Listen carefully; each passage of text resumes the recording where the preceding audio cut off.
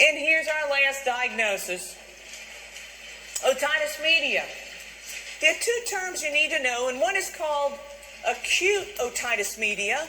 That means that they've got systemic symptoms, and there's otitis media with effusion, which simply means there's fluid behind the tympanic membrane.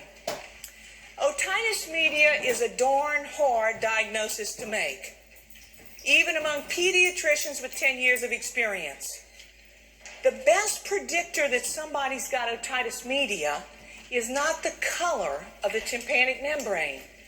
The best predictor is that the tympanic membrane is immobile. So look, I want you to pretend that my hand is a tympanic membrane.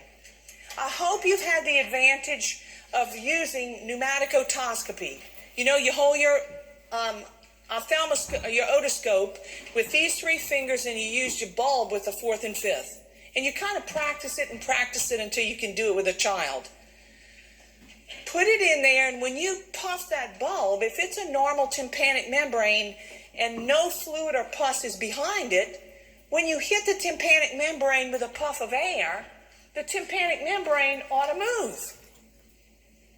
If it does not move, it probably means that there's pus or fluid behind it that's keeping it from moving. So the best predictor of otitis media is that the tympanic membrane is not mobile. Now, take a look. I see Mimi in the back, and I'm kind of sorry she's here because I'm about to talk about a cervix. Amelie, you're talking about otitis media. Look, you know how they say a normal tympanic membrane is pearly gray? Okay, here it is, pearly gray. Amelie, I never saw that before. The other three tympanic membranes all represent otitis media. This one says, this is otitis media with mild bulging, and maybe you said, oh yeah, I knew that. It's not the redness that gives you the diagnosis. It's that the tympanic membrane is bulging. To me, it kind of looks like a cervix. It does.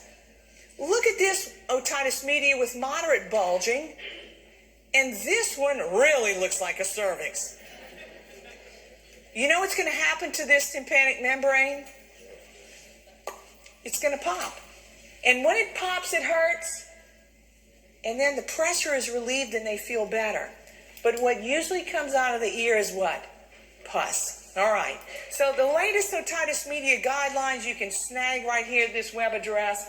It took them 3 pages to answer one little question. So we give them an antibiotic, or should we just watch them? Well, here's why we watch a lot. Because the most common etiologic agent is a virus. Especially now that all these infants are getting strep pneumo immunizations. We don't see as much strep pneumo as a causative agent. So it's viral, and so we're happy to watch. The most common bacterial pathogen, when it's bacterial, is strep pneumo. So in a nutshell, how do we manage it? If the child is less than 6 months of age, we're going to treat them with an antibiotic, whether we're certain or we just are thinking that it might be that. Between 6 months and 2 years, we really only want to give an antibiotic if it's bilateral or their symptoms are severe. Otherwise, we're going to watch them. If they're older than 2 years of age, they will have completed their strep pneumo immunization, and it's much less likely to be bacterial. Consequently, we're going to watch a lot of these that are older than 2. What antibiotics will we give? Well, initially, if the most common pathogen is strep pneumo, are you feeling in your heart to give amox? Yes, Amelie. How much are you going to give? High dose amoxicillin to treat the daycare bugs, right? So we give 80 to 90 mg per kg per day.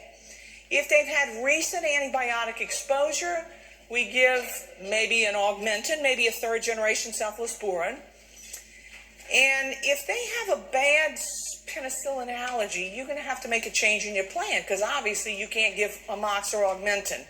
Maybe you can give a cephalosporin, but now you know what questions to ask.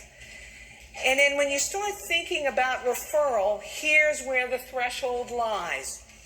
If that baby has had 3 or more documented episodes of otitis media within a 6-month period, you got to get them referred. Every time they have an episode, the tympanic membrane thickens, and it affects hearing down the road. The other threshold is 4 episodes within a year. Got to get them referred.